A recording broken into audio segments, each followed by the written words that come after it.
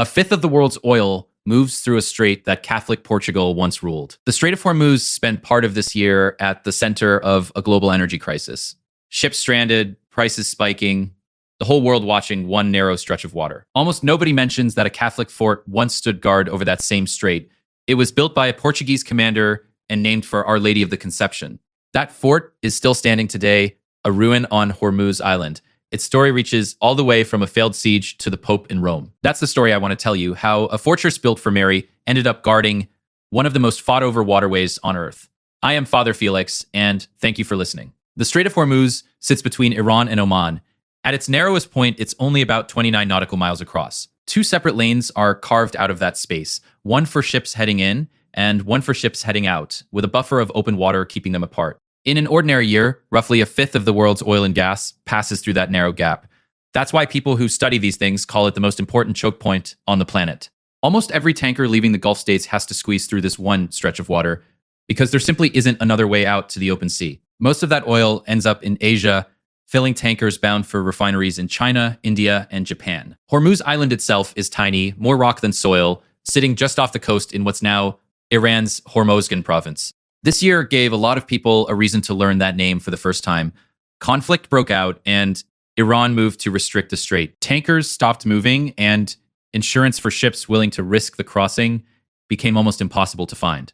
Oil prices climbed faster than they had in years. About 20,000 sailors and roughly 2,000 ships found themselves stuck in the Gulf with nowhere to go. For a stretch of months, one of the busiest waterways on Earth went nearly silent. Now, here's the part almost nobody mentions when that name shows up in the news. On a small island near the northern edge of the strait, close to the Iranian coast, sits a reddish stone ruin that Catholics built 500 years ago. It's called the Fort of Our Lady of the Conception. It once controlled the very passage everyone was worried about this year. To understand how that happened, we have to go back to a Portuguese commander who got it wrong before he ever got it right. Long before any Portuguese ship arrived, Hormuz had already moved its own capital onto the same island. That happened centuries earlier when the kingdom was fleeing raids from Tartar and Turkmen forces on the mainland. Out of nothing but rock and trade, its people built a wealthy multi-religious port city. His name was Afonso de Albuquerque, and by the early 1500s, he led Portugal's push to control commerce across the entire Indian Ocean. The plan behind that push was simple to describe and brutal to carry out. Grab 3 choke points, and you would control the flow of spices, silk, and silver moving between Asia and Europe. Those 3 were Aden on the Red Sea, Malacca on the strait that still carries its name, and Hormuz at the mouth of the Persian Gulf. Hormuz was already a wealthy trading kingdom in its own right, collecting tribute from ports scattered across the Gulf and the Arabian coast. Albuquerque set his sights on taking it in 1507. He struck a treaty with the King of Hormuz that September, promising Portuguese protection in exchange for regular tribute. By the end of October, his men had laid the first stone of a fortress on the island. They named it Nossa Senhora da Vitória, Our Lady of Victory, a fairly bold choice for a fort that hadn't actually secured anything yet. The confidence didn't hold for long. Albuquerque's own officers turned against him over how he ran the campaign, and local resistance hardened. The whole arrangement collapsed before the walls were even finished, and he had no real choice but to pull his men out, leaving behind an unfinished fortress and a broken treaty. That kind of failure could have been the end of the story, one more overreaching expedition that fizzled out in a hostile port. Albuquerque didn't treat it that way, and neither should we. 8 years later, he came back with a much bigger fleet, and this time, he wasn't going to make the same mistake twice. In February of 1515, Albuquerque sailed for Hormuz again, this time with 27 ships and roughly 3,000 men behind him. It was a force large enough that treaty talks were no longer the main strategy. He landed his troops that April with the consent of Turan Shah, the young ruler of Hormuz. By then, Turan Shah had more to fear from rivals inside his own court than from the Portuguese fleet in his harbor. Within days, Albuquerque had turned that fragile cooperation into real, lasting control of the island.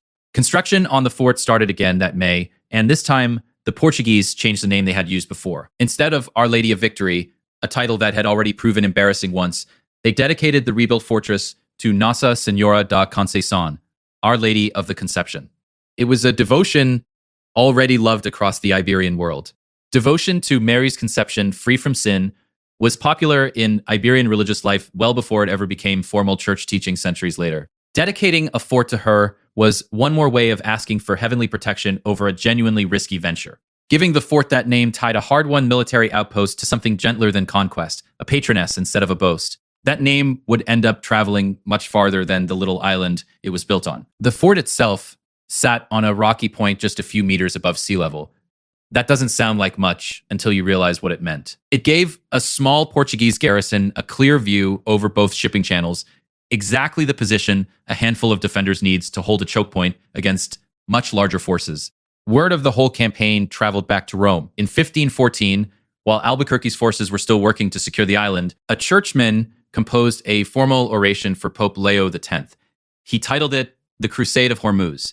It landed in Rome at a striking moment for the church. St. Peter's Basilica was slowly being rebuilt at the time, with Raphael newly confirmed as its architect that same year, though the famous dome we picture today was still decades away from being built. A fort on a remote Persian Gulf island and a formal address delivered to the Pope himself both carried the same distant name into two very different corners of the Catholic world.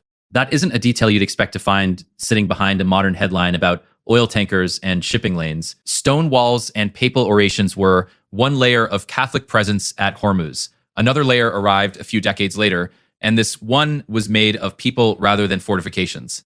Before any Jesuit ever set foot there, Hormuz already had a small Christian community of its own. Most were Eastern Christians who had settled among the merchants trading through the port, living alongside a Muslim majority in a city used to hosting people of very different faiths. Francis Xavier organized missionary work across Asia from his base in Goa, and he saw Hormuz as a useful outpost for reaching further into the Persian Gulf. In the 1540s, he sent Jesuits there to try their hand at it. Xavier imagined a whole chain of Catholic missions stretching from the Cape of Good Hope all the way to Japan. In that wide vision, Hormuz was meant to be one stepping stone among many, not a destination in itself. It's worth being honest about how that actually went, because the real story is more interesting than a tidy success would be. Missionaries sent from Goa found the heat oppressive and the posting a hard one. Converts were rare in a city whose rulers depended on staying on good terms with their Muslim neighbors and trading partners. The political situation grew more complicated too, as Portuguese priorities collided with rising Ottoman ambitions in the region. The mission struggled for years under those pressures before it finally closed in the late 1560s. Later, Jesuit efforts in Persia shifted their attention toward cities like Isfahan and toward existing Armenian Christian communities instead of trying to start again from nothing. This wasn't a triumphant chapter, and I don't think it needs to pretend to be one. It was faith planted in genuinely hard ground, which somehow makes it more worth remembering, not less.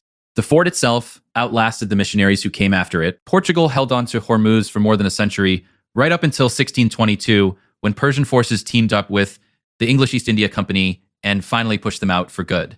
What they left behind is still there today, a protected heritage ruin on Hormuz Island. Its reddish stone walls still face the same narrow channel that ships have to pass through on their way to open water.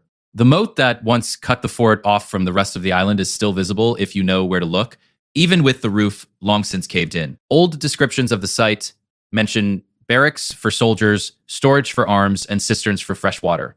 There was also a church built right into the walls, because for the Portuguese, a fortress this far from home still needed a place to say mass. A long line of Portuguese captains governed from inside those walls, some for the better part of a decade, cut off from home by months of open ocean. That's the quiet thread running through this whole story that I find interesting. In the 16th century, a Marian fortress and a handful of Jesuit missionaries stood watch over this water, doing their imperfect best with what they had. In 2026, tankers, warships, and insurance underwriters did roughly the same job, worrying over the exact same 29 nautical miles of sea. The strait itself never changed. What changed is who was watching it, why, and what they were willing to risk to keep it open. None of that shows up in an oil market report, and that's sort of the point. Catholic history rarely announces itself sitting quietly in the footnotes of places we already know by other names. Many of the perceived problems of today were encountered by our predecessors centuries ago. I love finding threads like that, faith turning up where you would least expect it. If you enjoy digging up stories like this, one, stick around because there's another one waiting for you next week. Thank you for joining. I am Father Felix, and God bless to you and your family.